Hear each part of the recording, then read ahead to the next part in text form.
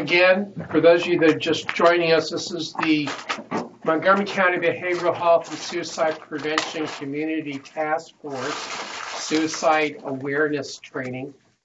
We just got done with Suicide Talk with Judge Wayne Mack from Precinct 1. My name is Ken Schlenker. I'm the founder of CareForce. We've been around for, probably over 20 years now, and we're involved with crisis response and training and organizational development, leadership, and coaching to help first responders, veterans, education, healthcare, then the faith community develop crisis response trained individuals to be able to be available for people. Basically, we're creating bridges and training people on the issues and the skills that are required to help people. Now, this particular class is called Suicide Talk. Suicide Talk is from livingworks.net, and this is an awareness level course. It's actually a series of 4 courses. Suicide Talk is the first one on awareness of suicide. The next class, and this is about an hour and a half or so. The next class is called Safe Talk. Safe Talk is about 3 to 4 hours, and as we mentioned in the first training, Safe Talk is simply identifying individuals who have thoughts of suicide. How do you safely approach them? How do you help keep them safe to get the help that they need? That's it. It's our hope and desire that our entire communities and states and our nation will be trained in Safe Talk, just like we have everybody trained for CPR, the same type of thinking process. The next class after that is called ASSIST, A-S-I-S-T, which is Applied Suicide Intervention Skills Training. It's a 2-day class.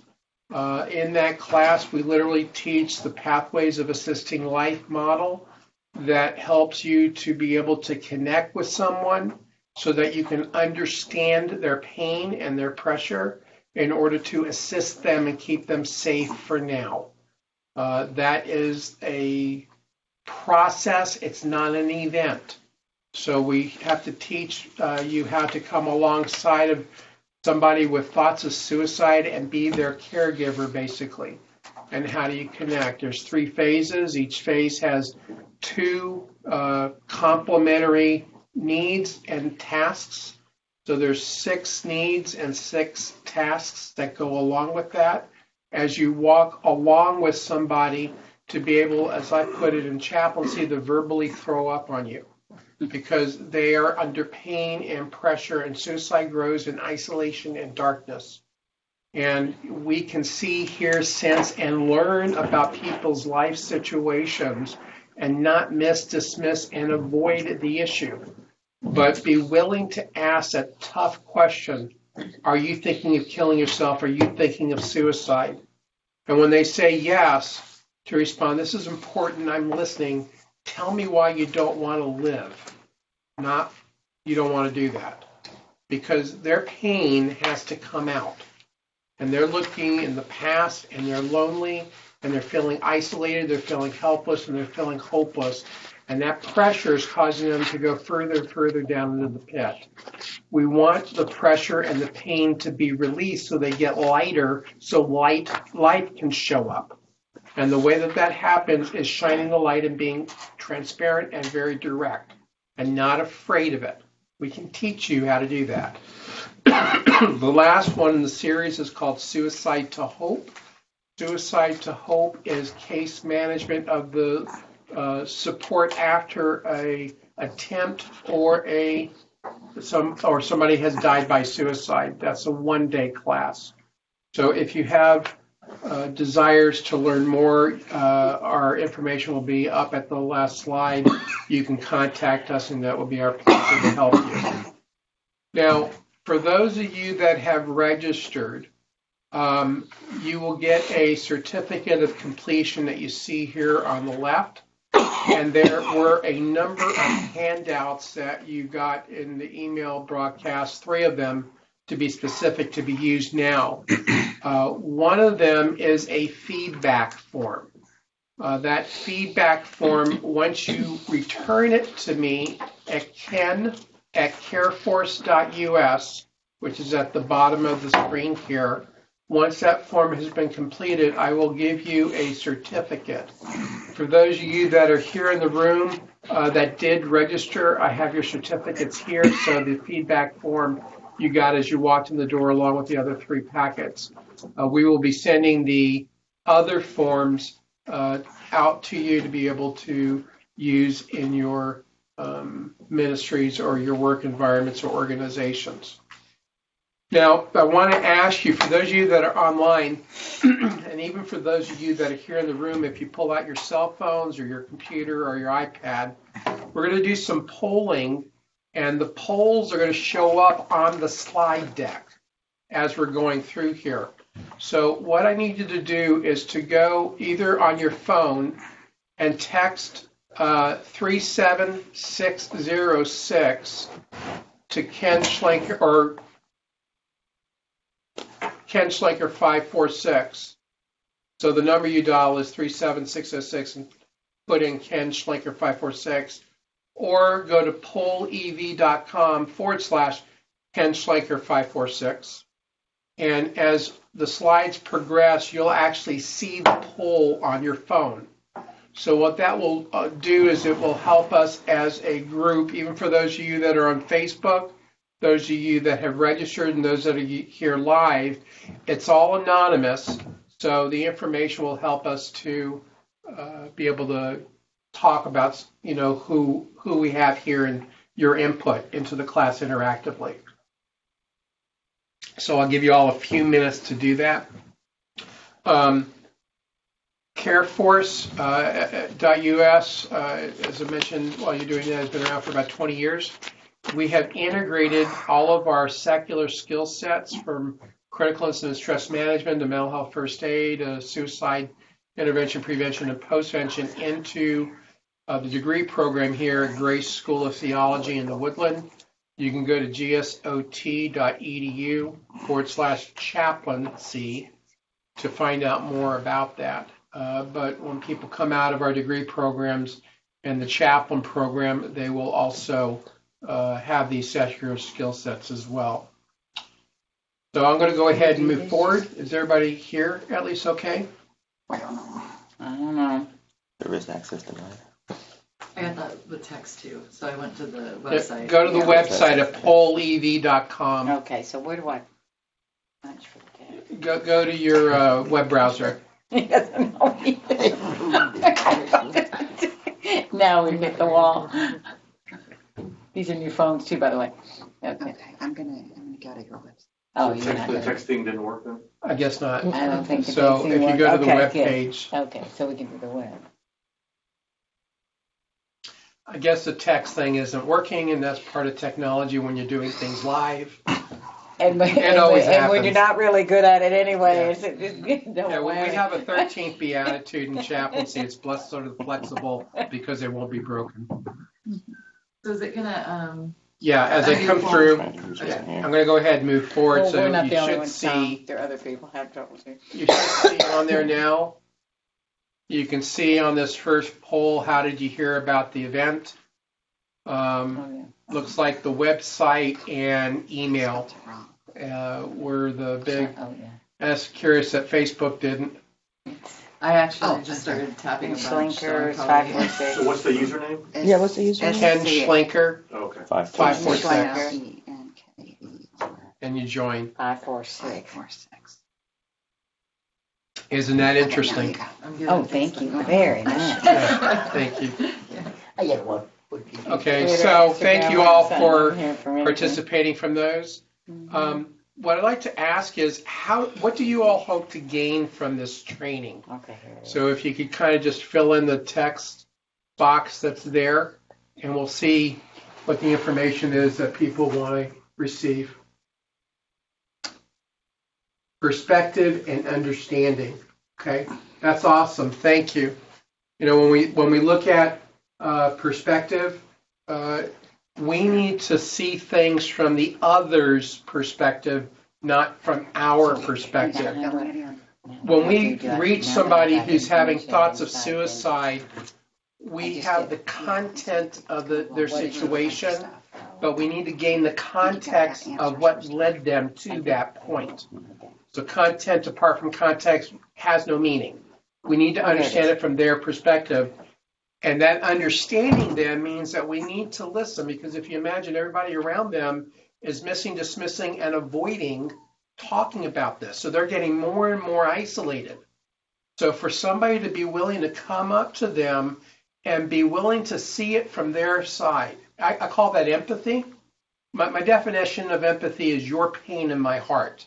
Okay? And that's what we want to have happen. So continued education to sharpen skills in helping people directly, as well as training others to help those in their sphere of influence. I also would like to bring this or similar training in my church, and we would love to help you to be able to do that. A better understanding, a way to communicate of those in need, knowledge to help others with thoughts of suicide, in-depth training to sharpen skills. Yeah, again, this class, thank you all for your input here. This class is going to lay a layer of awareness on which to build upon. So it's going to take what we had in Talk Saves Lives just this last hour and kind of go a little bit further with that. So thank you. Now the next question is, where are you located? So we would like to know. I have some people I know in Canada. I see here's Texas, and there's my Canada group. And I think I had a couple people in Africa, too. We, in 2016, went to Africa, and there's 15 million people there. One mental health hospital, Chainama Hospital in Lusaka, and 6 clinicians. And we bought the first Safe Talk and Assist training to the nation. We're working with the government there and also with the military. And I saw Dr. Benjamin Samasuko, who's a psychiatrist. Benjamin, I probably have internet connections and stuff, but I thank you for watching, and it's good to see you, even though I don't actually see you. But you can see we're all over the country right now, so that's really cool. Thank you all. The next question is, rate your level of understanding on this topic. You're either extremely knowledgeable, you're neutral, or you have zero knowledge, and you can be anywhere on that scale. So we can kind of gauge where people are. Okay. Very good. All right. Well, thank you so much. And I also just like to kind of understand what is the age of the individuals here taking this. Okay. Very good. Okay. I want to talk with you a little bit briefly about some of the numbers that are going on in our country before I actually get into this. I currently have the privilege of serving with the Montgomery County Sheriff as a chaplain for them for one of the districts and Criminal Investigation Division, which has a number of other departments. And in California, I was with the Orange County Sheriff's Office, in control, coroner office, probation, and we work with another organization under a very dear friend, Chaplain Steve Ballinger of Living Shield Ministries with the Riverside District Attorney's Office. Here in Montgomery County, we're also working on chaplains within the DAs also, and also looking at school resource chaplains. So I've been involved with law enforcement and first response for many years. I'm a veteran. I was a corpsman in the Navy also, so I have a heart for that, working with Combined Arms and Stronger Alliance. If you go on, Janice mentioned Carla McDougall a little bit earlier. If you go on Amazon Prime or PureFlix, you can see a movie called We Are Stronger. It's about a military veteran that came back with post-traumatic stress injury disorder, and that was made by Reflective Life Media, which Carla McDougall is the executive director of, and it was written by Robin McMurray and stuff. There's a new 7-part television series that's just about to be launched called Breaking Strongholds, also by them. And the PSA that Janice had mentioned was created by Carl's organization, along with the ones that are with Are You OK is another one with Cassie Join for Hope. Last year in law enforcement, just to get the numbers correct, we had 228 suicides versus 135 line of duty deaths. Of the 228, 34 of them were retired.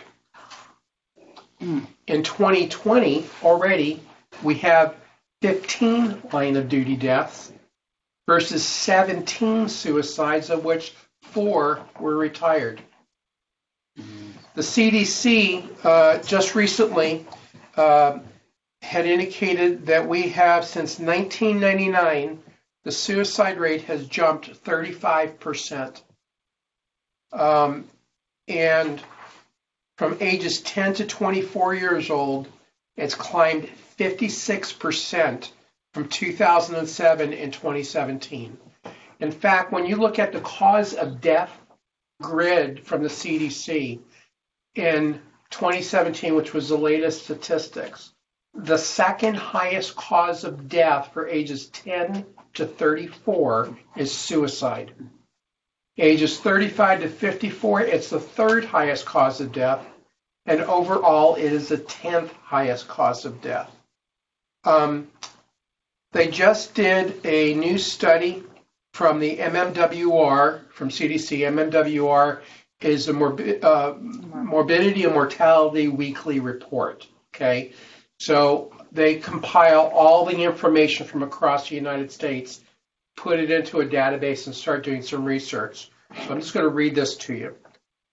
In 2017, nearly 38,000 people of working ages 16 to 64 in the United States died by suicide, which represents a 40% increase, 12.9 per 100,000 in 2000 to 18 in 2017. That's in less than 2 decades. And then they looked at occupations. Okay, so compared with rates of the total study, suicide rates were significantly higher in 5 major industry groups: mining, quarrying, oil, gas extraction for males, construction for males, other services like automotive repair for males, agriculture, forestry, fishing, and hunting for males, and transportation and warehousing for males and females. Okay, that's the MMWR report. I will be putting some links for some other research and stuff for you to be able to look at when you go onto the website. Here's the point I'm trying to make. This is a public health issue and needs to be dealt with as a public health issue. We need to remove the stigma that surrounds mental health issues, which include suicide, depression, anxiety, post-traumatic stress, bipolar, schizophrenic, schizoaffective. It would be one thing for me to come in and say, hey, I got cardiomyopathy, a physical illness. But if I was to come out and say I'm bipolar, it's like, shh, we don't talk about that. Okay? We can't have that occur any longer. We need to talk about all this. And the other thing that ought to happen is a holistic care program. So let me ask you all a question. And for those of you that are watching online that can't respond, I don't have a poll here, so just think in your mind here. Have you ever met somebody who was anxious? Okay. Yes. And the anxiousness was so bad, they literally felt like they wanted to throw up, to get physically ill. Okay. So what you're telling me is you have met somebody, perhaps it's us in this room, that the emotion of anxiousness caused something physical to occur within us, right? Now that emotion that caused that physical malady started to change how we were perceiving the situation that we were in. Our perception, our thinking is called our cognition, okay? Now, our perception, our thinking, our cognition changed how we were acting. That's our behavior. Now, I'm a chaplain. I can make an argument that all of that's spiritual. But there is something spiritual within that, okay? So imagine that you have an equalizer, okay, and it's got 5 different bands on it: physical, emotional, cognitive, behavioral, and spiritual. How you deal with life, your frequency for each of those is unique. It's yours. Nobody else has that. That's what's your normal. Now, all of a sudden, some incident, some issue happens to you. And it's like somebody came into your house and went to your equalizer and started messing up the levels. How is that going to make you feel? Very uncomfortable, right? You can start to have pain. You can start to have pressure. And that's all something within you that others can't see. They can see if they are alert and they have been trained to look, to hear, see, sense, and learn, and put all the pieces together, because suicide is not any one group, not any one event, any one reaction to those events that can cause you to say, oh, there it is, oh, there it is. You can have none of them, and it can still be present, okay? So when that person comes in and messes with your dial, that's the moment that you go into this pit, okay? Now, the depth that you go into the pit and the length of time that you go in the pit is conditioned on 3 things. Your immunity. Have you had prior exposure to the thing that's causing you to go into the pit, so you know what to expect? So immunity. Resiliency. Being a resilient people means when something hits you, your ability to get back up, okay? And the dosage. My beautiful bride, I love you, Brenda. We've been together for 40 years. If anything happened to either one of us, the dosage, the impact is off the charts. Now, I love all of you as my brothers and sisters. I love you guys that are out there in the virtual world, but we don't really know each other, not like I know my bride. So the dosage, if something happened to either one of us, is minimal, okay? So when that person goes into the pit, so here's what's normal. Somebody's messed the dials up. They go into the pit. Sometimes their world, of the people that are around them, they don't see that they're in the pit. And they dismiss, or they avoid it because of fear of dealing with it, or fear of not knowing what to do to help them. And sometimes some people want to help, but they help in the wrong way that causes the person to go further into the pit. Now imagine that that's your world, okay? Imagine that you are being pressed down. You're having all this pain. Don't you want the pain to stop and go away? Don't you want to go back to what normal was like? Well, here's the tragedy. You'll never go back to that normal. You need to develop a new normal. Because you've had something happen to you, okay? So you've gone so far down into this pit that you can't even see the top. You don't see any light, and you're in total darkness. Now imagine somebody is standing up on the ledge, and they see you're in the pit, and they put all the stuff together. They've seen, heard, sensed, or learned, and they reach their hand down to you, say, I'm here. This is important. Tell me why you don't want to live. And all of a sudden, a spark of light shows up and is willing to be there to dump on, because they've been asking everybody else with what we call invitations, not physically maybe saying, I'm going to kill myself. That will be wonderful.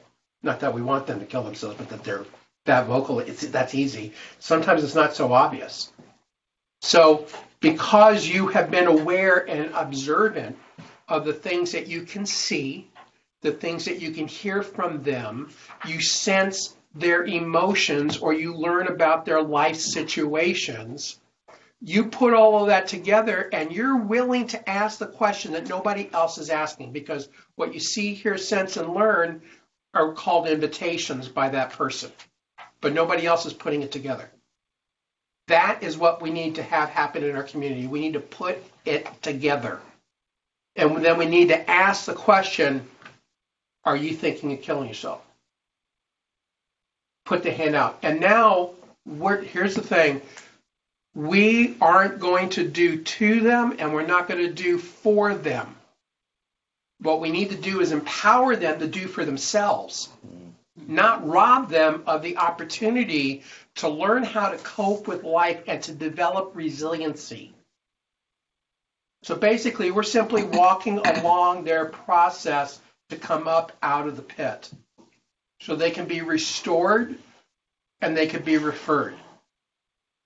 So there's three components, and Judge Mackin, I love the Talk Saves Lives, I think is a wonderful intro for this because it breaks it up to prevention, intervention, and postvention. Prevention is before an event happens, and all the statistics and everything that we get, they're wonderful. They inform us on the types of programs that we ought to put into place to protect life. But every now and then, the pain and pressure is so overwhelming that prevention doesn't work, and that's okay for the population in the county. But when somebody's in pain and pressure and they go into a pit, it doesn't matter about the program. What now happens is we need to become water to their shoreline. We need to have an understanding of the issue and be flexible and come alongside them. So, I love my faith and I would love to share it, but it's not about me. It's about that individual and where they can have no faith. Doesn't matter. They're in pain. How can I come alongside them and help them to come out of the pit and reduce the time that they're in the pit and get the support that they need? That's what our job is. That's what our role is. So that's kind of what CareForce has been doing for 20 years. Suicide is one issue of crisis. There's a whole bunch of other things: domestic violence, human trafficking, mental health. I mean, there's a myriad of stuff. So that is what we have embedded here at the school in the degree programs, which I think is just phenomenal. I'm so thankful for Grace School of Theology here in the Woodlands because we have people that are coming out with full-on undergrad, graduate, and doctorate degrees that they are getting this type of training to take with them where they go. Worldwide, we're in 38 countries and teach in 8 languages. It's just absolutely phenomenal. This course is put on, it's an exploration in suicide awareness that comes from Living Works, who's the author of this course. There is a very extensive training program to become a trainer with Living Works. I'm considered what's called the master trainer. And we have consultant trainers and train trainers and stuff like that, which I'm currently working on. So what this is going to do is to explore suicide awareness, commitments to suicide prevention, and dedication to life protection. Okay, we all ought to be selfless and others focused, putting the needs of others ahead of ourselves, and being curiously, intentionally inquisitive for the sake of keeping people alive. Because that's our goal. We don't want one person to die. So being here may be more than a matter of curiosity for some of you. Some of you may be concerned that you are a person with thoughts of suicide, and we've had that happen. Some of you may be worried that someone you know is at risk of suicide. And I'm sure that there are survivors of suicide among us today. For those concerned about yourself, learn that you do not need to be alone with suicide. We will provide some information on where to find help. For those concerned about someone else, we will cover some of the things that they need. And for those of you who have lost someone to suicide, I know that it can be hard to listen to things that in hindsight you might have given almost anything to know before today. I can share with you that this program exists because knowledge about suicide is not widespread. Unfortunately, hindsight is common when it comes to suicide. Although we discuss what people with thoughts of suicide needs, that is not the main purpose of suicide talk. Just saying the word suicide in a sentence is difficult for people, and we need to overcome that. So Today's session revisits and visits again the question, should we talk about suicide? This session is organized around many of the different things that question can refer to. Your answers will help you discover how you feel about some fundamental issue in suicide prevention.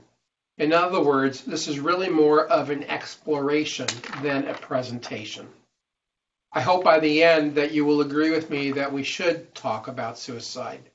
No matter what, this session will give you the chance to find out how you feel about these issues. You will get a chance to see the range of things you could do to help your community prevent suicide and discover if you have an interest in doing some of them.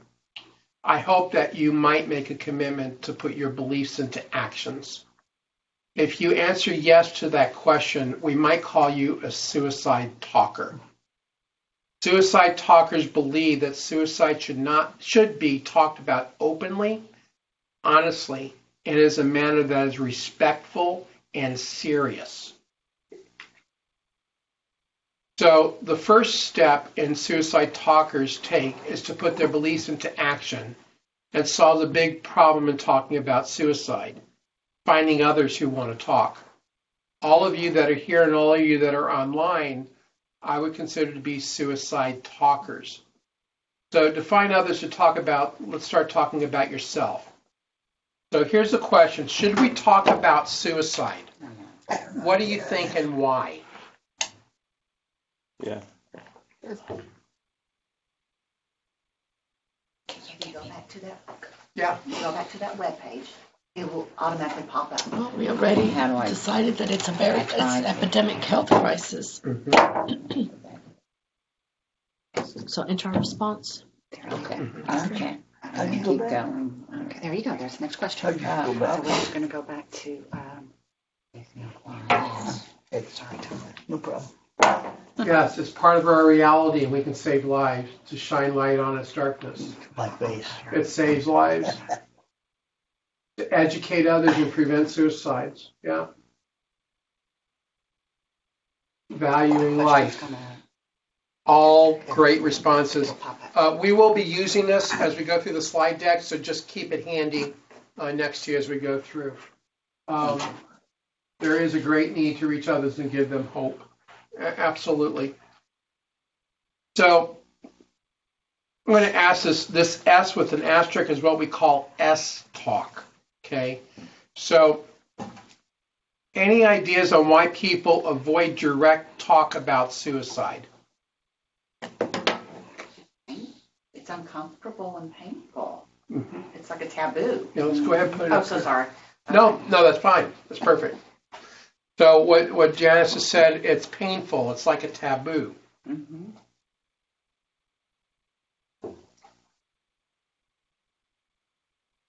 People will think that they don't have willpower. Fear to deal with the unknown. Mhm. Embarrassment. Yeah. You know, we don't know what to say if they are. So I'm saying it may put thoughts in their mind. Yeah, you know, the thoughts are already there. We're just putting the pieces together. You know, I see that you've been withdrawing from others. I hear you say you've had enough. I sense you're withdrawing and you're depressed. And gosh, you just had a bunch of relational things. You're dealing with a lot of health issues. Sometimes when we put all that together, sometimes people are thinking of suicide. They're thinking of killing themselves. Are you thinking of killing yourself? So we're not putting the thought in their mind. We're observing what they are doing and then putting the pieces together, because there are myriad reasons why people will consider suicide. So that's on their part.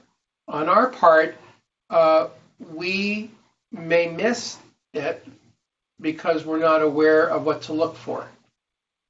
Okay, or how many of you go to people that you know and say, "Hey, how are you doing?" And they say, "Fine." What do you do? Okay, good. are we asking the question just because it's common? Are we asking the question because we're sincerely interested? Mainly common. Not so common now. I tend to ask the question twice because people aren't used to somebody really stopping long enough to say, hey, I really care about you and I have a relationship with you and I really want to know. How are you? How are you holding up today?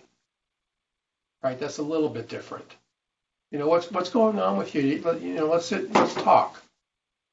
Because when I come here in the morning, one of the first things I always tend to do is I go to my office. I don't even unpack. I just drop my stuff and I start walking the halls.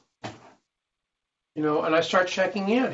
What's your day like today? What's been going on with you?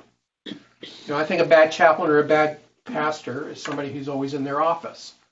We ought to be around people. What's going on? How can I help you? What do you need? That should be our heart. So, yeah, we have a fear of bringing it up. So not only that's from missing, but our fear sometimes makes us avoid it. Okay, because we don't, if we think it's there, but we can't handle it, we don't know what to do, so we don't. And they stay in their pain. Or we just totally no, they're not going to do that. That's missing, dismissing, and avoiding is not what we do as suicide first aiders.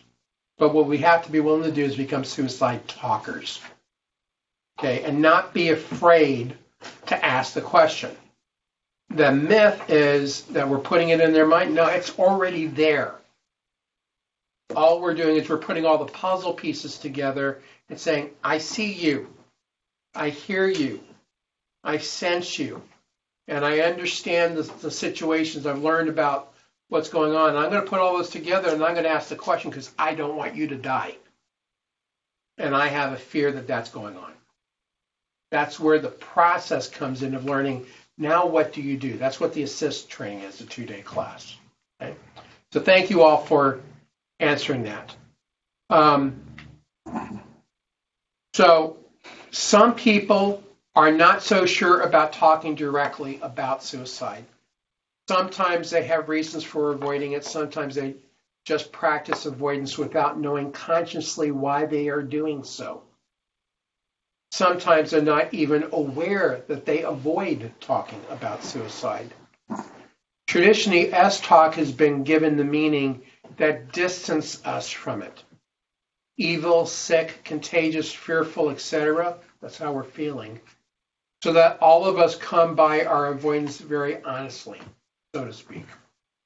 Instead, we are all S-talkers occasionally. S-talking versus suicide talking is not an us versus them issue.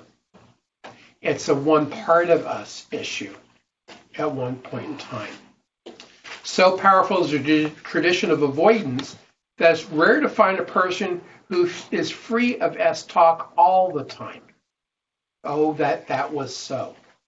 We really wish that.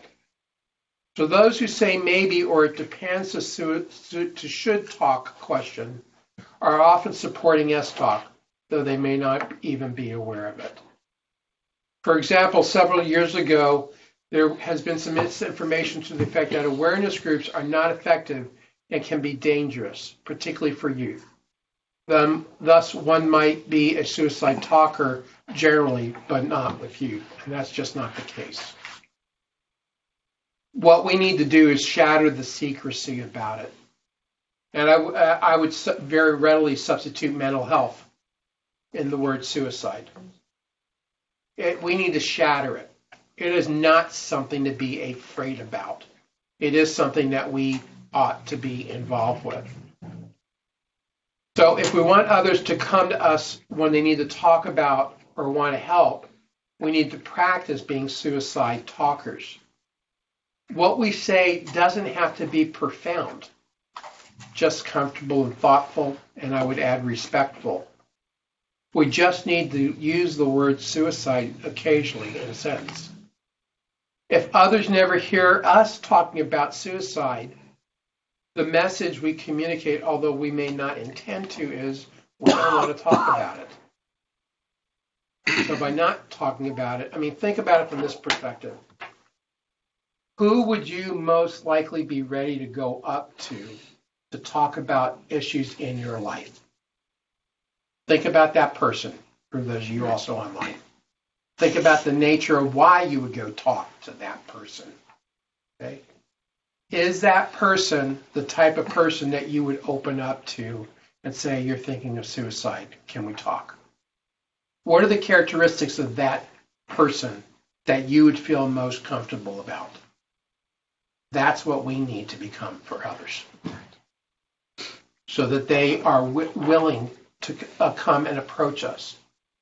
And even if you put all the pieces together and you ask the question and it's not there, and you're sure it's not there, you misread things, you have just positioned yourself as someone in their life that you're a safe person to go to in the future. You've planted a seed for them. So what's the worst thing that's going to happen if you ask the question and it's no, it's not there? Nothing. You just strengthen your relationship. But what's the impact if you don't ask the question and it was there?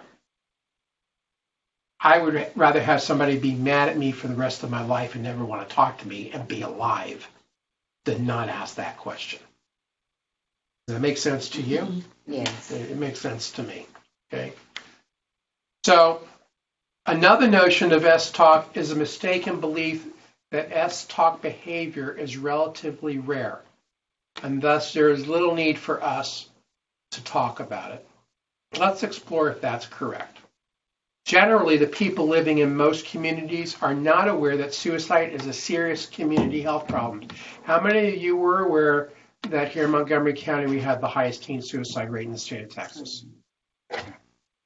A few of you. It's serious. How many kids are in your life? How many of you were aware that in 2017, the second highest cause of death for age 10, think about that, 10 years old to 34 was suicide? How many 10-year-olds do you know? You know, generally the people living in most communities are not aware that suicide is a serious health problem. Community awareness is often just as blank as this slide. That is why we are doing this class and taping it and streaming it on Facebook. Because it's not just in our community, but it's every community internationally, but certainly in the United States. We need to raise awareness and do more of this. Indeed, as we learn how common suicide is, the picture that develops may reveal even more.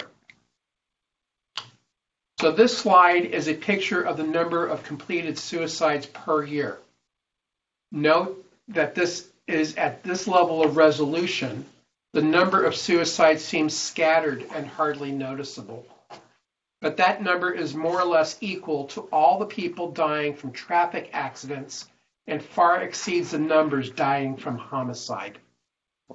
On a world scale, it is more than all the people dying in all the armed conflicts going on in the world in any given year. Suicide is a serious community health problem. So let's take a quick census. Do you all know someone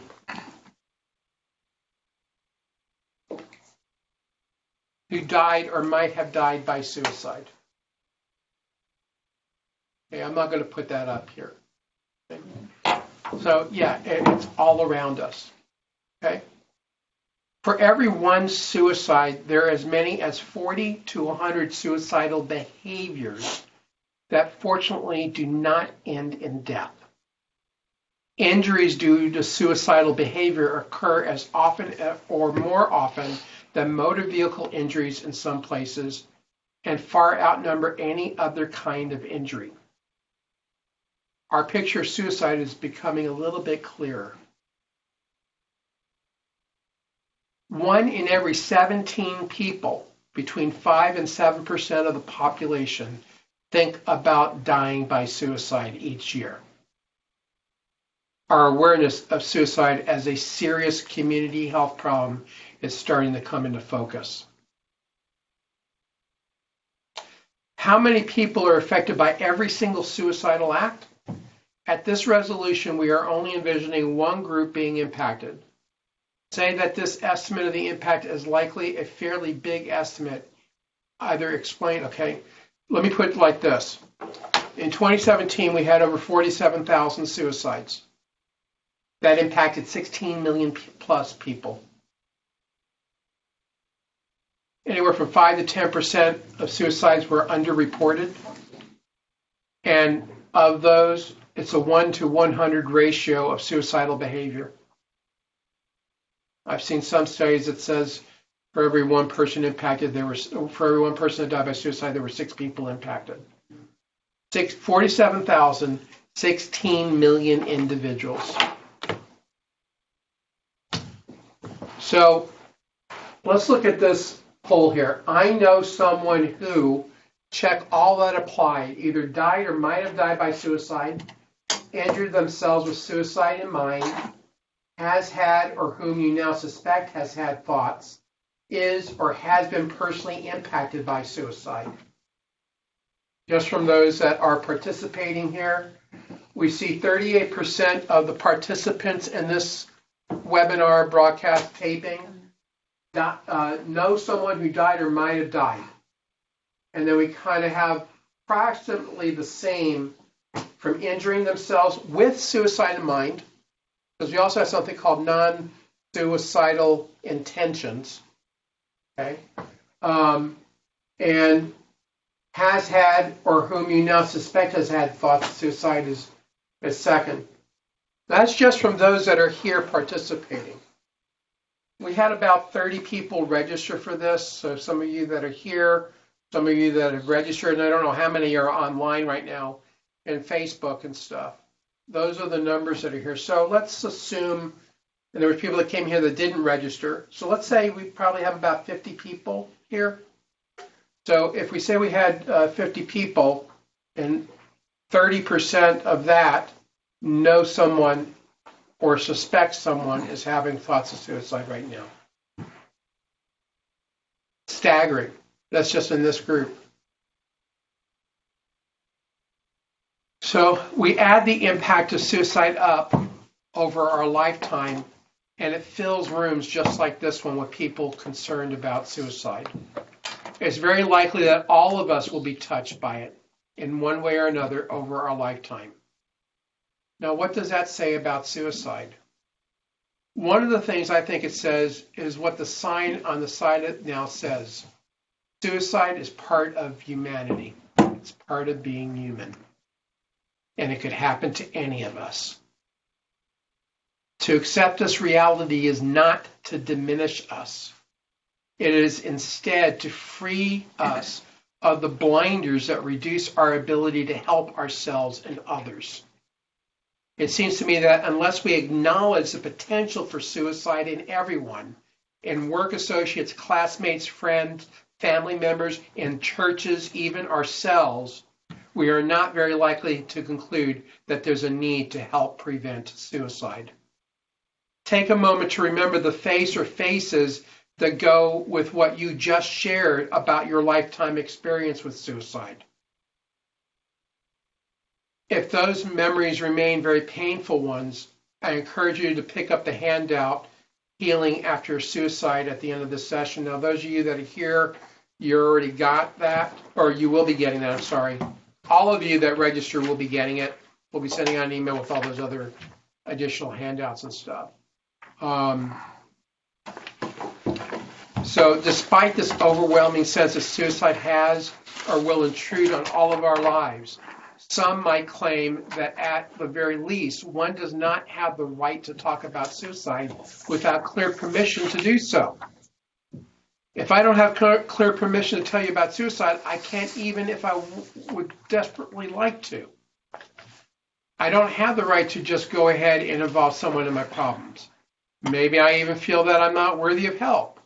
If I don't have clear permission to talk about suicide, I can't even if I have a strong suspicion that a person could be thinking about it. I don't have the right to put my nose in someone else's business. How many people have that type of thinking? But if we don't do it and we suspect it, that person will die. Because that individual that's thinking that way is like all the other individuals that are in their life that are missing, dismissing, and avoiding it. They are getting more and more isolated, more and more helpless, more and more hopeless, more and more withdrawing from life, going deeper and deeper into the pit to the point that they can't see the light at the top of the tunnel. And there's going to come a point where that pain and that pressure is so overwhelming, they want the pain to stop. They want the pressure to stop. Well, the way to have that happen is to throw it up. To have somebody else who has been trained to come alongside them and help relieve the pain and pressure so they become lighter and they start coming up until they can see the top with the light. And when that starts to happen, hope, Judge Mack talked about that, hope shows up. When hope starts to show up, life starts to come back into focus. And now there's a part of them that wanted to die, but because we were willing to have them throw up to remove the pain and pressure, and life is now showing up, we now need to support life, not let death take the life. And there's a way to support life called the safety framework. How do we help that person now put their own plan together and then support the plan that we help them to put together? Did you notice I didn't say we need to tell them what to do? What we need to do is guide them in putting their own plan together so they know how to cope and take care of themselves to keep themselves safe for now.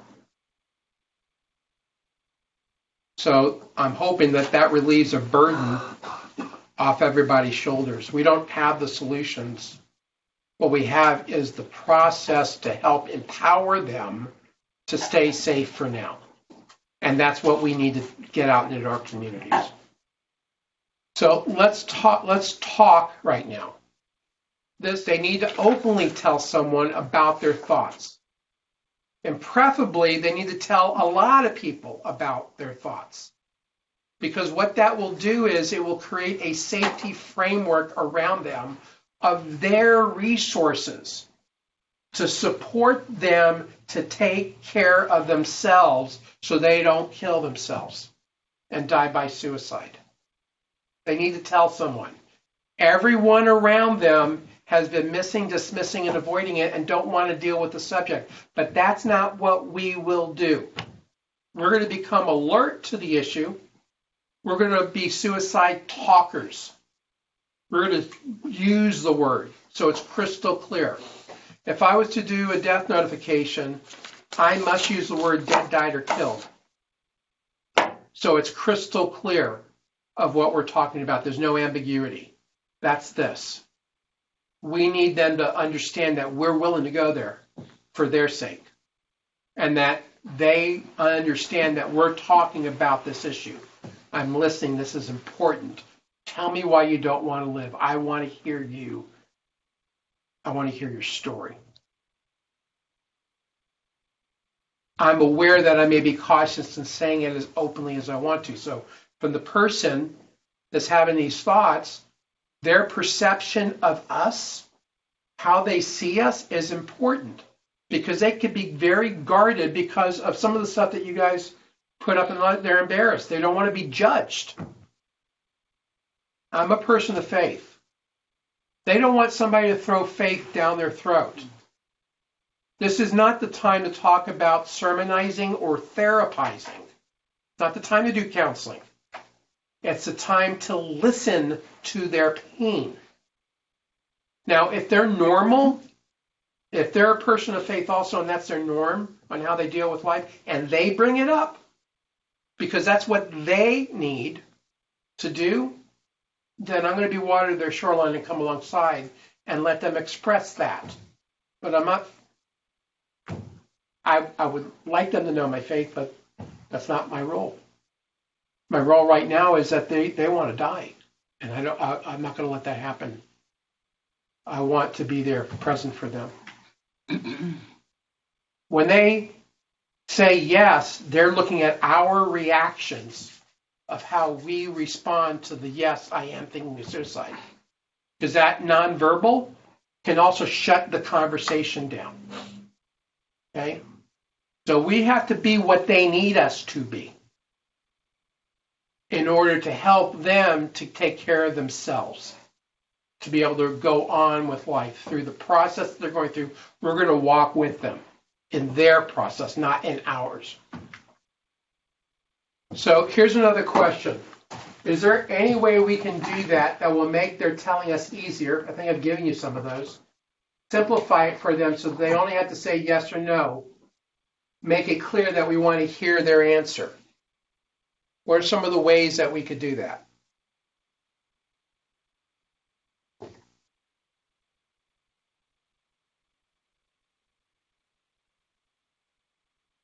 Ask, exactly. Very simple. Are you thinking of killing yourself? It's just that short. Are you thinking of suicide? The attitude of our heart, non-judgmental. Really caring for them, being sincere. And waiting for their answer, exactly. We don't want to be talking over them. We're going to ask the question and be silent and let them respond. Some of us are very uncomfortable with silence. You know, I like to say we need to be a human being versus a human doing sometimes.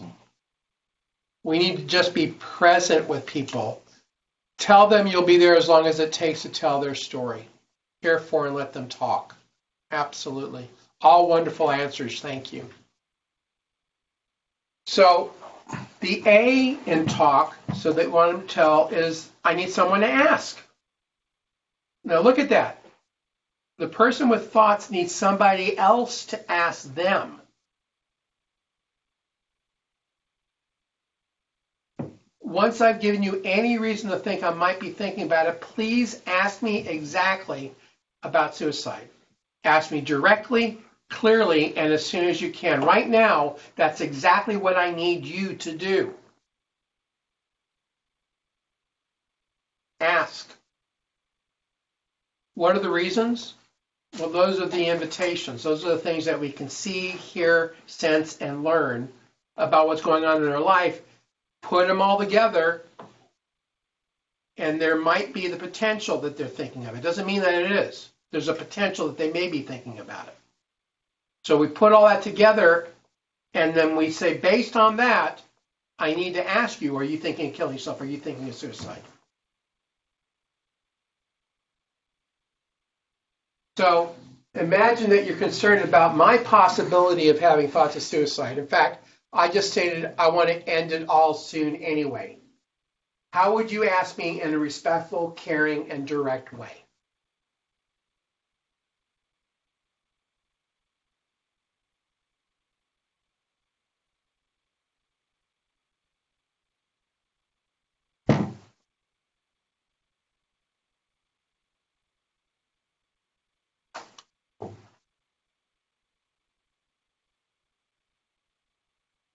Tell me why you don't want to live. Why?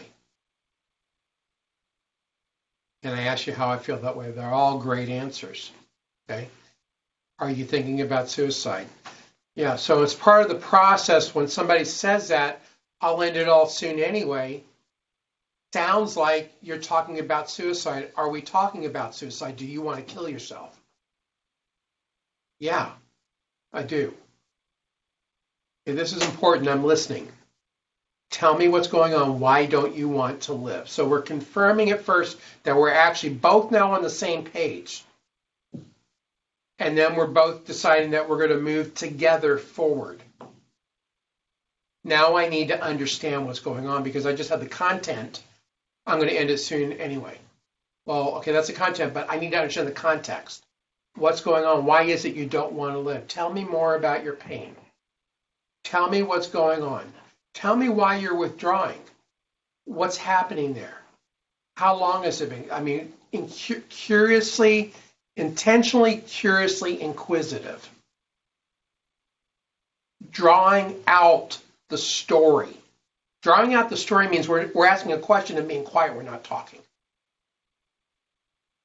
And think about it this way. I like visuals. They give us imagery. Think about a volcano, okay? And the person with thoughts of suicide is sitting on top of the volcano. There's pressure building up underneath. Eventually that volcano is going to explode, and where are they? They're sitting on top of the volcano. What has to happen is like a teapot. It needs to have the pressure released. As the pressure is released, that's the telling of their story. So now they finally they've been giving out these signals. Everyone else around them is missing, dismissing, and avoiding it. And finally they found somebody who puts it all together, asked the question, the top of the kettle has just popped off. And now the vomiting is the explosion of the emotions that are coming out, the pain and the pressure. So as that happens, because the pressure has been released, they start coming up more shallow in the pit.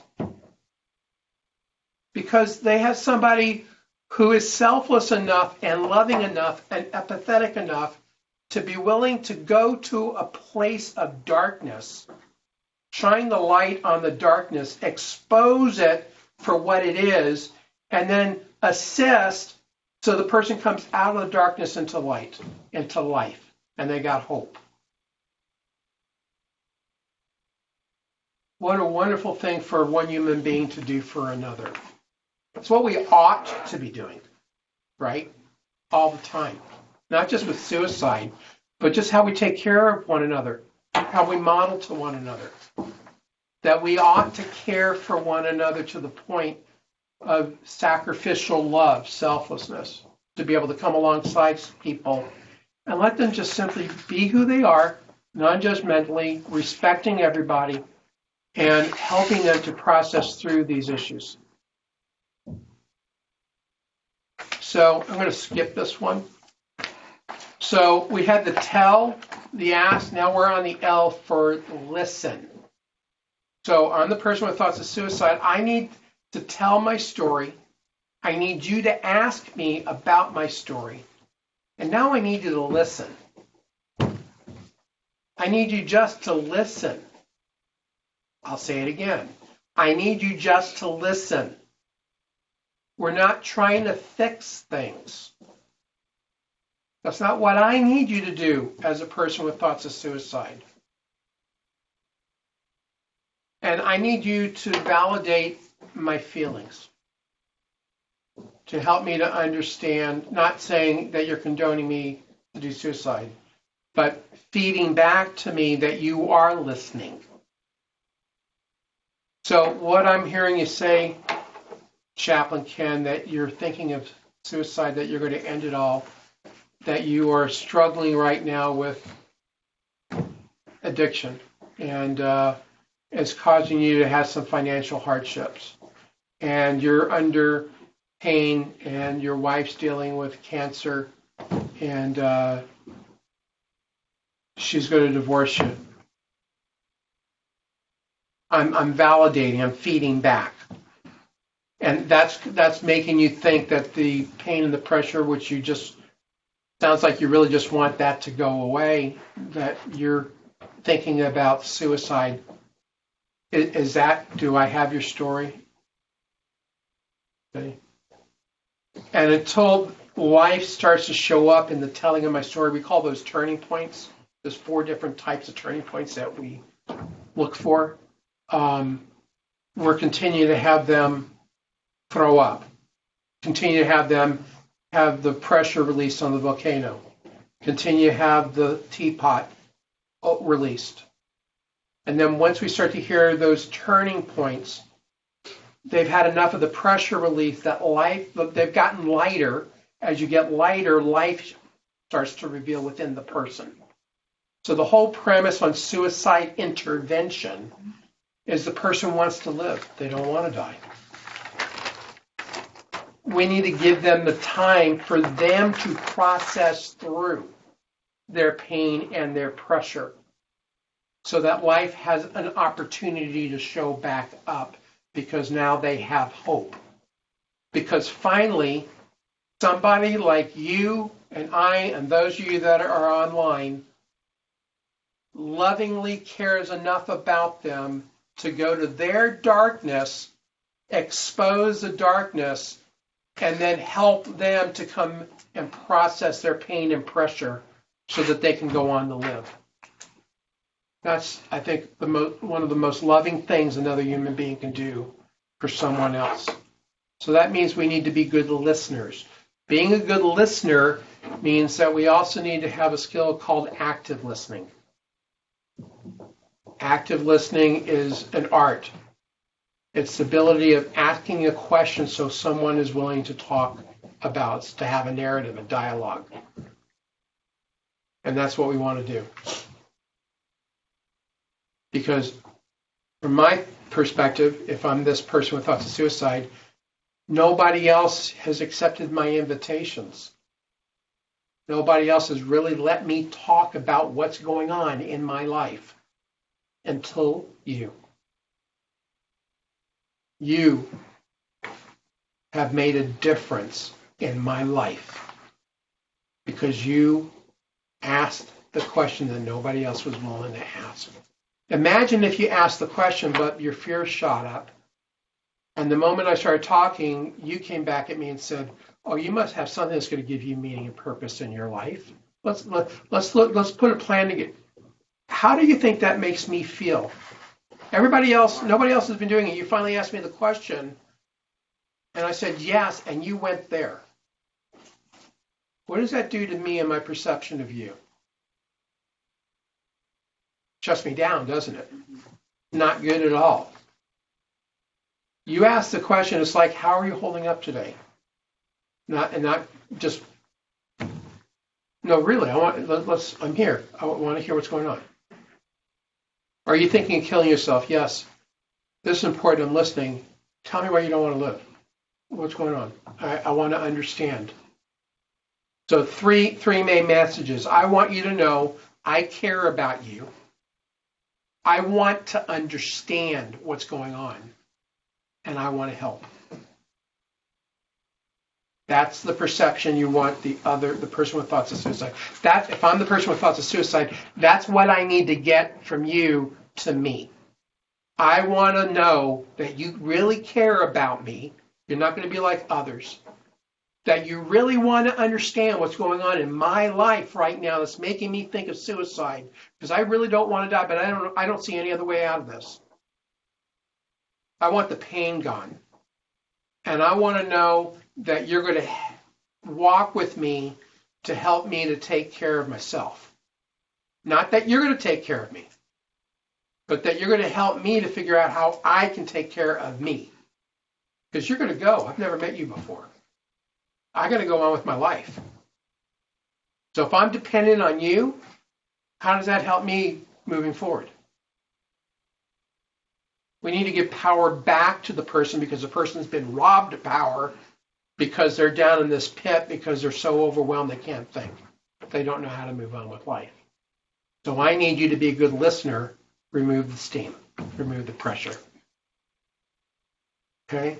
I need to clear my thoughts by talking with somebody about this in a safe, respectful way that's non-judgmental, that lets me just be me. Because I need to keep safe. I need help. I don't know what to do. Can you help me think about what I need to do, what needs to be done? Can you help me avoid the things I may not fully recognize? Because I'm so far down in this darkness, in this pit, I'm cognitively dysfunctional. I'm not how I normally am. The equalizer has been so messed up. I can't stand this. I don't like this. I need to get out. But I don't know how to, because what was working for me before isn't working now. I need to discover a new path. Can you help me think about that? Can you help me avoid the things that may cause me to come back to this point? Can you help me put up protective barriers? Can you help me to develop life affirming things? Can you help me to recognize the support system I may already have in place that they can help me to avoid being here? Can you help me to understand I need a resource? I don't have the resource. Do you have resources to help me? You will see in the packet that you got handouts called Helpers in Community. You have a blank, and you also have one that's somewhat filled out. Those are different resources for you. Now, one of the collaboration partners for Montgomery County and the Behavioral Health and Suicide Prevention Task Force is Sherry Burkhart with Mosaics of Mercy. Okay, mosaicsofmercy.org. I think so. I think it's mosaicsofmercy.org.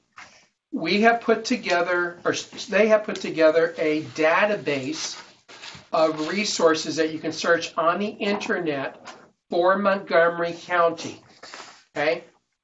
Now, I'm overseeing both the training along with Kim Moyed from AFSP sub-work group for the task force, and also I'm overseeing the first responder work group for the county.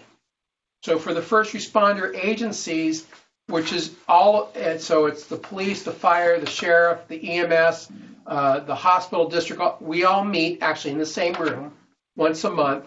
We're taking what Mosaics of Mercy's database has done for the county, and we're going and actually meeting with and vetting them for first responders.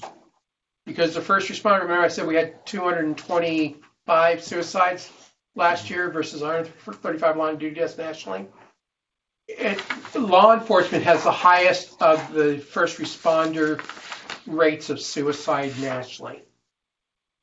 First responders, which also includes our military veterans.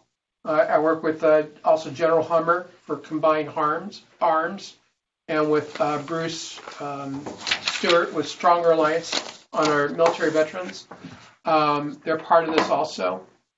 We are compiling this data of resources, and we're sharing the resources that all the first responders need for the entire county.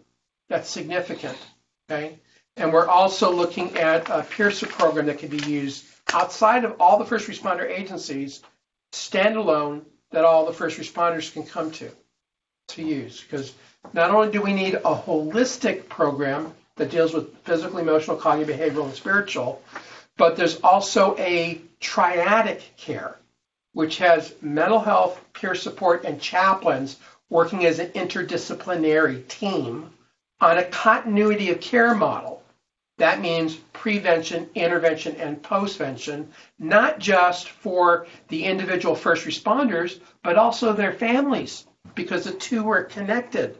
So how can we walk alongside them as a county to take care of them and prevent the issues that they face and be well and be resilient? Okay? Now imagine that type of a model.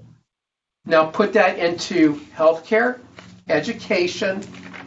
We have first responder and veterans and the faith community. That's what the county task force is about. And frankly, that's what CareForce has been doing for 20 years across the United States. So we're really excited and blessed to be part of this and to be part of AFSP and just all the different partners that are here. So here's person with thoughts of suicide. I need to tell someone about my thoughts. I need someone to ask me about my thoughts. I need someone to listen to my thoughts and feelings about suicide. And I need them to help keep me safe from suicide. And I would add, to keep me safe now. Because you can't keep me safe forever. But at this moment, it's like I'm going through life. Going through life is a process. In that process, there are events. Okay? So with the person with thoughts of suicide, I'm going through life and I have an event. In my process, it's stopped. I hit a wall. There's an event. I can't move forward. I sink into a pit. You're going through life and you connect with me at that moment in time. You know nothing about my past. You don't know where I'm going in the future, but you've had a process, and in that process, you come alongside of me and you recognize that I'm having thoughts of suicide. I need you to see my invitations at that connection point. So I need you to get into alignment with where I am at. I'm in a pit. I need you to ask me at that moment if I'm thinking about suicide while I'm here in the pit. So now I need to understand, okay, what led up to this? That's the context that's put you into the pit. So now I'm standing up here, you're in the pit. I need you to ask me, and now I need to listen so that I start to come back up. So now you help this is life starts to show back up. When life starts to show back up because you've been asking me to tell my story, now you're supporting life. You're showing me, okay, here's how I can go on with my life, and now you're moving on with your life, and we're going in different directions. Does that make sense? So it's a process at a moment in time that two individuals are coming together and meeting one another is going to make a difference in one another's life. So if I circle back around and I have this issue and I might meet somebody else, I want to make sure that if I'm helping this person who's in the pit showing back up with life, that they have a good experience. Because if that happens again, I want them to be open to having somebody help them. If I do a bad experience here, they're less likely to do that. That's where training comes in. Does that make sense? Okay. So I need to tell someone about my thoughts. Your attitude is, I'm alert to your need to tell me. I need someone to ask me about my thoughts. Your attitude is, I'm willing and able to ask you directly. I need someone to listen to my thoughts and feelings.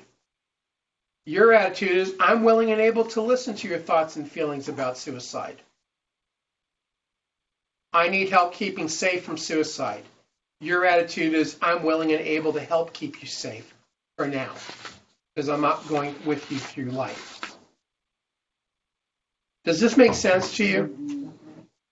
This is being a suicide talker, not avoiding the issue. Okay? So, based on that, everybody, if you can respond, do you believe these needs can be met?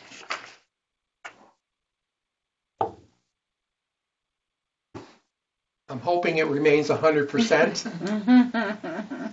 Absolutely. This isn't rocket science. This is just caring for one another. There's so many things that are going on in our world today and in our nation that it can be challenging. And that's not what we're talking about. This is an easy thing.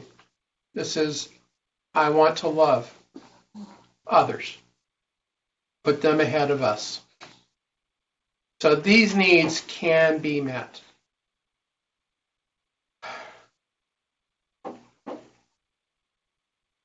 So I'll leave that up because I'm sure some of you want to take a picture of it.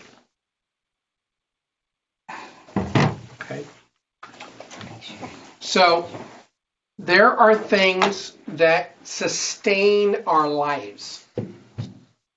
Those are barriers. Those are the things that are life promoting. Those are the things that we want to put up so people don't. It's part of the prevention part. It's also part of the postvention part. Okay? These things, if we have these things, if we have neighbors, which all of us do, but let me ask you this question. Can you tell me the name of the person that lives in front of you and back of you, to your right and to your left? Mostly. I mean, think about that. What's ended up happening is this is how we have relationships. Almost. You know, putting these things down and not using them and let's just talk. How many of you go to lunch with other people and you turn your phone off? Some of us do. Friends, financial security, good health, hobbies, things to do in the future, work, faith, mental health support, hope. These are things that promote our lives. They are barriers to people, what we would say in our assist trainer, there are barriers to going into the river of suicide that exists in our community. It's like a dam. Okay? A river just doesn't start. There are contributory fingers that all come together to form the headway. At the headway where the river starts is a dam. That dam can be very thick and it can be very tall. The dam represents those things that protect and promote life. Now, issues happen and occur in those contributaries. Okay, that's where life occurs. We have both good things that happen and we have bad things that happen. Every now and then a convergence happens that some of those things that happen in life come together and there becomes a crack in the dam. And the dam starts to get damaged. And eventually, when that dam gets damaged, people go into this river of suicide. As they're going through this river of suicide, the people on the shoreline are not alert and aware. They're not suicide lifeguarders. What's the lifeguard do? They look into the water to see if somebody's potentially drowning. If somebody is drowning, they have been trained to safely enter into the water for themselves, safely connect with the person, and safely take that person and bring them back to shore so they don't drown. That's intervention. Okay? So we want lots of suicide lifeguards. Okay? The people that recognize and go to the lifeguard, there's someone drowning. Look. Those are people that have had safe talk training. Those are the people that can go up and recognize the signs and say, I recognize it and I want to get you to help. Let me take you to the lifeguard. Then there's people that after the person has been recovered, they have things that need to be taken care of. So now they may need to have a case manager. That's suicide to hope. But ultimately, why even be in the river? If we're living life in those contributaries and we see someone's dam broken, why can't we come up and just patch the dam and help them to deal with it so they never go into the river? Well, that only happens if we have community-wide prevention programs. That in these community-wide prevention programs, we can make a difference and we can promote life.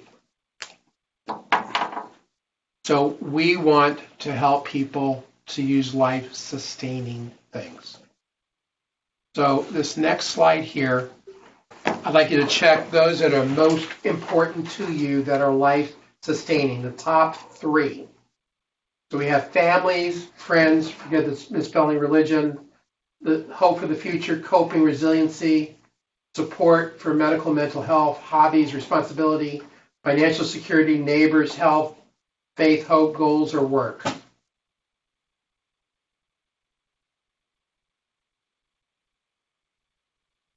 Okay, so for this audience, we see family is important, religion is important, faith and hope.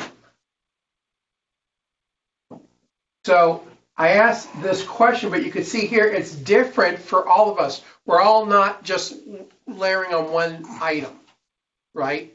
And we can also see, because I asked you to check the top 3, that there's a mixture of things, right? So if I'm a person with thoughts of suicide, some of being intentionally, curiously inquisitive, I want to see, have these life-sustaining support things broken down? Because if these things are broken down, that's a contributing factor to my dam being busted that's caused me to go into the river, going into the pit, okay? And as I go down in the pit, it causes a suction so the water starts to come in. and I'm treading water up here in this dark pit, and the bottom keeps dropping out. Until you come and you stop the bottom dropping out, the water stops coming in, and I start to come up, and I have a pump that pumps the water out as I come up higher. Eventually, I'm standing on semi-firm ground, and I just need a little bit of help to get out of the pit, so I can now move forward. These are the supports that I could have that are life-sustaining to help me to be able to move on with my path, my process. So that's part of keeping safe for now. So talk, we also need to walk the talk, right? So working at living and keeping safe. Walking the talk, working at living and keeping safe, so that I can come alongside and others can tell, I can be the type of person that others would say, as they perceive me, that I need to tell my story to someone. I need someone to ask me about my thoughts and feelings. You're the type of person that I can see is working at living and keeping safe. You're non-judgmental. You're not proselytizing. You're not doing any of that. But you're willing to ask me, am I thinking about killing myself? And then you listen to my story. And you're able to help keep me safe for now.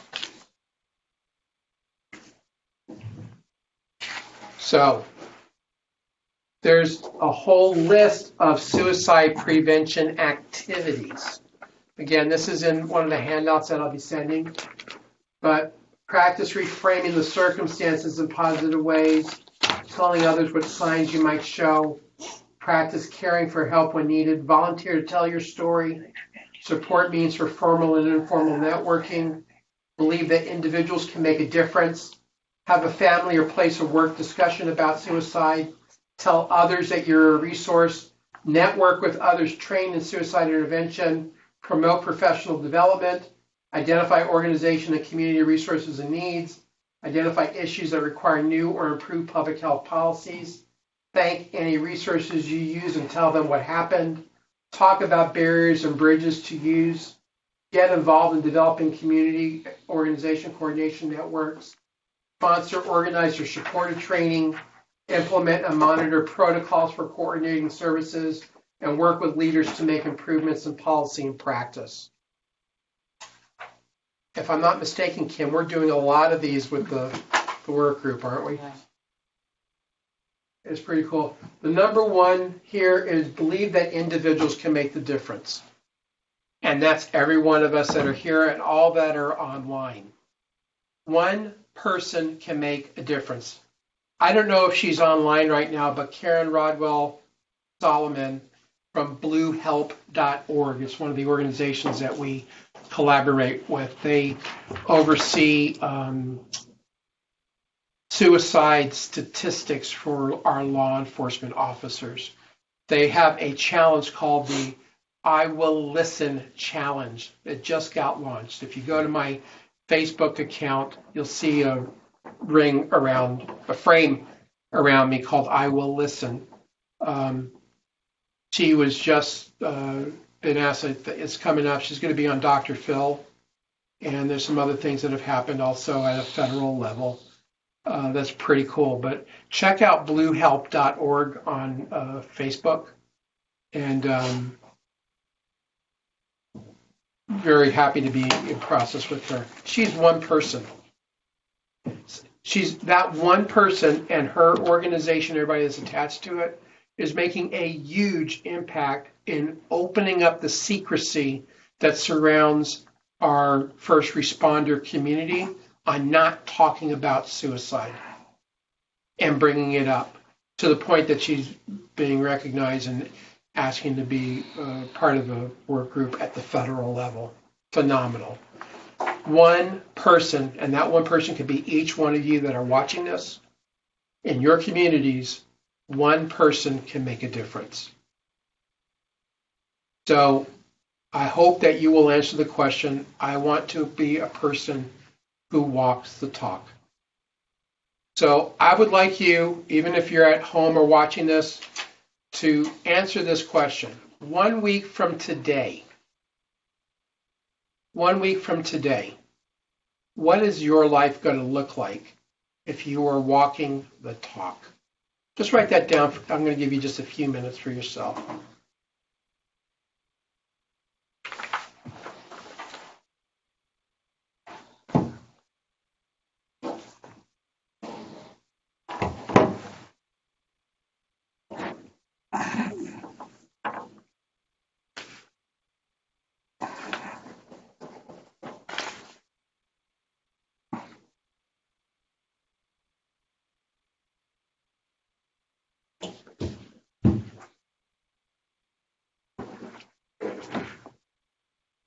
So this person says, on that day, I looked again at the table of suicide prevention activities on the exploration worksheet.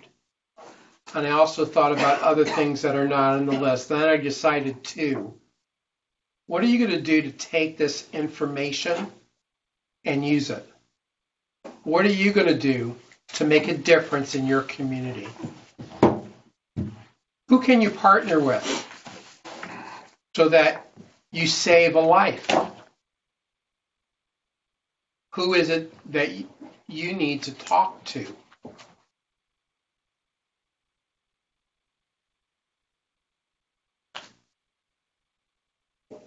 We need to match up with people that have thoughts of suicide and get them the help that they need.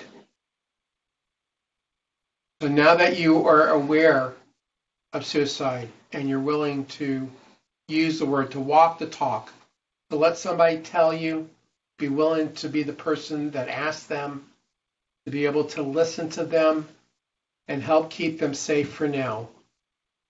That's basically what Safe Talk teaches how to do. And then to actually do that intervention is the ASSIST class.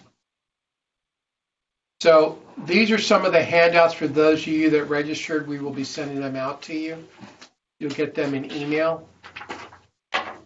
Learning about suicide alertness skills, programs for suicide safer communities, learning about skills, along with these additional handouts about healing after a suicide, a matrix of suicide prevention activities, the first steps in prevention for schools and mental health, for living with risk at home. So hopefully, suicide awareness, the picture is starting to become clearer and clearer to you. You know, that one person can make a difference. Just imagine if we had a suicide safer community. That is what our goal is. Where everyone is ready, willing, and alert, is not going to miss, dismiss, or avoid, is alert enough to see, hear, sense, and learn about the pain and pressure that are in other people's lives, that want to be trained on how to be a suicide lifeguard so nobody drowns around them, that you can save a life. Be that person that makes a difference. So with that, I'm going to put up, this is my information. This is our website. If you would like more of this type of things, we are working on some other things. We're launching a YouTube channel that will have this and other issues. I have access to subject matter masters on an international basis that we're going to be calling in, and we're going to start doing some training online. But the live training is very valuable as well. So give me a call, visit our website. And with that, thank you all for your attendance. For those of you that are here, if you could fill out your feedback form. And for those of you that are online, if you could please, or that registered, please fill out the feedback form My email is right there. Fill it out and email it back to me, and I will email you your certificates, which I don't know if you guys can see. Probably can't, but congratulations. Thank you for making a difference. And I wish everybody well. We're going to go ahead and take some questions now, and I see somebody's on the chat. Okay.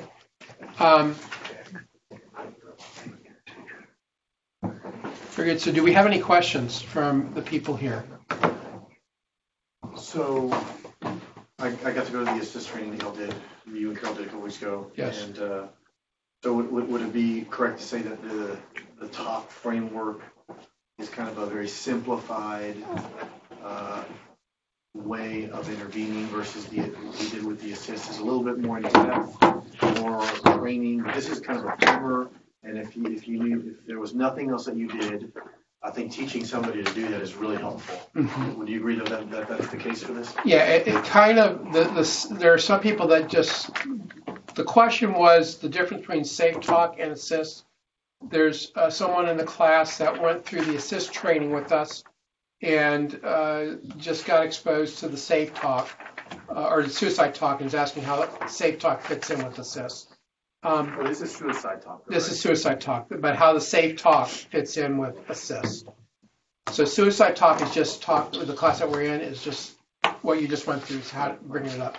What Safe Talk is Safe Talk is also another acronym that takes Suicide Talk a little bit deeper to say you're intersecting with the person and you're not going to do the intervention. You're not going to do the pathways of assisting life. What you're going to do is you're going to talk to that person and help that person get to the person that will do assist. So you can think about Safe Talk as being on the front end of assist. When the person has an invitation, it's like that first care portion. It kind of fits in there. The assist will take them further into the process, into the safety framework. So when you say safe talk, though, you're talking about the TALK, though. No, Safe Talk is a whole different program. It's something different. Okay. It's a 3 to 4 hour class stuff. So, finish that. Any other questions?